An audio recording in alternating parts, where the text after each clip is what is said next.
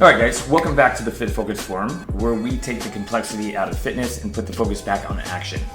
So we give high-achieving professionals, the ones juggling 50-hour work weeks, constant travel, and maybe a little bit of low-key burnout, the precise strategies that they need to own their fitness without sacrificing their careers or their sanity. So tonight we're talking about something that will completely change how you approach your fitness. It's called biofeedback. No, we're not talking about macros, we're not talking about workouts, we're not talking about the perfect plan. We're talking about your body. Because here's the truth. Most people don't fail because their plan sucks, right? They fail because they don't know how to adjust the plan when life hits. And your body is constantly giving you signals. The problem here, you're either ignoring them or misreading them. So what happens? You feel tired and you push harder. You feel hungry and you restrict more. You feel stressed and you add more workouts. And then you wonder why things stop working. So biofeedback is how we fix that. So let's simplify this. Biofeedback is your body's way of telling you what's working and what's not. So instead of guessing, you observe. Instead of reacting emotionally, which a lot of us do, you respond intelligently. This is how you go from trying things, right, to actually acknowledging what your body needs. So we're going to break this into 6 key signals that your body gives you every single day. Digestion, energy, hunger, recovery, sleep, which we could all use more of, and stress, we could all use less of. If you learn how to read these correctly, you'll never feel lost in your fitness again. So let's start with digestion, because nobody talks about it, but it tells you everything. If your digestion is off, your system is usually under stress. This can be bloating, gas, irregular bowel movements, feeling heavy after meals, and that's not random. That's the feedback that your body is giving you. Now let's go deeper. Your digestive system is one of the most sensitive systems in your body when it comes to stress and lifestyle. You know, you can eat the perfect meal, but if you're eating it rushed, distracted, or stressed out, your body literally won't process it the same way. Blood flow shifts away from digestion when you're in a stressed state. So now you're not breaking food down properly, you're not absorbing nutrients properly, and that shows up as bloating, discomfort, or even low energy. Another big one here is consistency. If your digestion is all over the place day to day, that's usually a sign that your routine is all over the place too. You know, irregular meal timing, constant travel, big swings in food quality, your gut loves rhythm. And when it doesn't get it, it pushes back. Also, let's pay attention to food tolerance. If certain foods consistently leave you feeling off, that's not something to ignore. It doesn't mean that you can never eat it again, but it does mean that your body isn't handling it well right now. So instead of forcing it, we just adjust, we simplify, and then we build your system back up. So next up on the list is energy. This is the big one because most of us are used to being tired. So you don't even recognize when something is off. Now let me ask you something.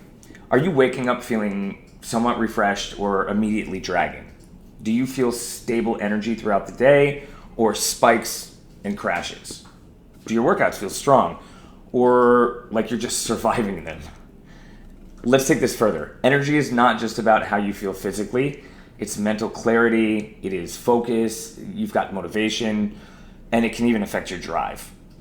So if you're constantly foggy, distracted, or not feeling motivated, that is exactly what we're talking about today. That's your biofeedback. And one of the biggest mistakes people make is normalizing the low energy. They think this is just how life is. No, absolutely not. That is your system telling you that something is off. It could be under eating, especially carbs. It could be poor sleep quality. It could be too much training, volume without enough recovery, or it could be chronic stress, which is a killer, by the way, guys. This keeps your system in a constant on state. Here's the key. Energy should feel relatively stable. Not perfect, but predictable. So if you're riding a roller coaster every day, you know, your inputs are inconsistent. And that's what we fix. So let's talk about the next piece here, which is hunger. This one is misunderstood constantly. Hunger is not the enemy. It's just your body giving you information. So if you're dieting, yes, some hunger is normal. It's actually, we want hunger, right? It shows us everything is working properly. But there's a difference between controlled hunger and chaotic, obsessive hunger. Let's expand on this a little bit. So controlled hunger, that feels manageable. You notice it, you eat, it goes away. Done. Chaotic hunger, that's when food is constantly on your mind. So you're negotiating with yourself all damn day long. You're trying to be good and then suddenly you're overeating at night. That's not a willpower issue. That is your body trying to protect you. And it's usually triggered by too aggressive of a calorie deficit, not enough protein or fiber, highly processed foods that don't keep you full, or inconsistent eating patterns like we were just talking about. Now, if we flip that, right, you're never hungry. That can also be a problem, especially in a deficit, because your body may be downregulating your metabolism to match your intake. You're not getting strong hunger signals, but fat loss has stalled. That's a different kind of feedback. So again, we're not labeling hunger as good or bad. We're asking, is the hunger predictable and controlled, or is it chaotic and disruptive? Now, recovery. This is where a lot of you get stuck because you think, I'm sore, so it must be working. That is wrong. That's just wrong. Soreness is not the goal. Adaptation is the goal. So let's go deeper here. Recovery is your body's ability to bounce back from stress. Training is stress. Life is stress. We all know that. If your recovery systems can't keep up, everything starts to break down. And this shows up as persistent soreness, joint discomfort, decreased strength, lower motivation to train, feeling flat in your workouts. Another big one, you stop progressing. The weights feel heavier, the reps feel harder, nothing is moving forward. So that's not a sign to push harder. That's a sign that your body hasn't caught up yet. And here's where most people screw up. They only look at the training. But recovery is influenced by everything.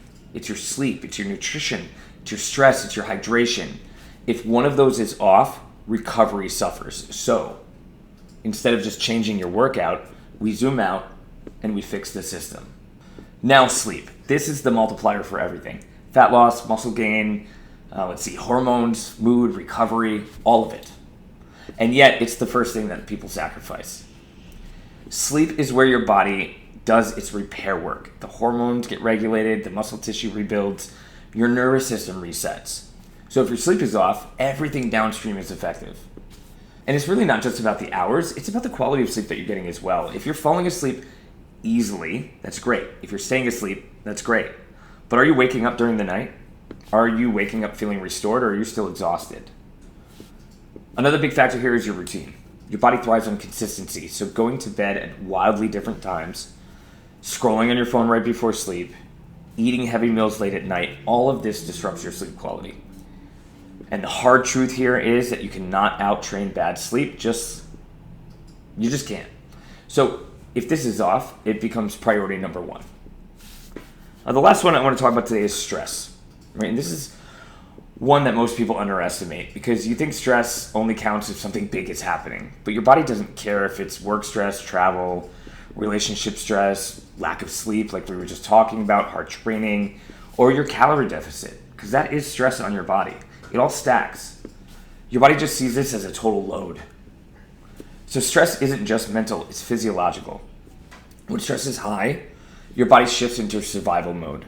Your recovery decreases, your cravings increase, your sleep quality drops, fat loss becomes harder, and the worst part of this is that higher performers are really good at ignoring stress. This guy right here. You just keep going, you push through, you add more. But eventually, your body forces you to slow down. Burnout, injury, plateaus. So I have an idea. Instead of waiting for that, let's get proactive. Let's look at your total load. And sometimes the smartest move is not doing more, it's actually pulling something back and doing less. So here's a quick check-in for you before we finish up. Out of those 6, which one is currently the most off for you? You just found your starting point. Not a new program, not a new diet, just that. All right, guys, thank you very much for coming to another Fit Focus Forum. If you're watching this on the replay and you're struggling to figure out how to implement any of this biofeedback into your routine, comment my turn, and someone from our team will reach out to you. And we'll schedule a short call just to go over what you're struggling with and how we might be able to help you. Once again, appreciate you guys being here so much, and we will see you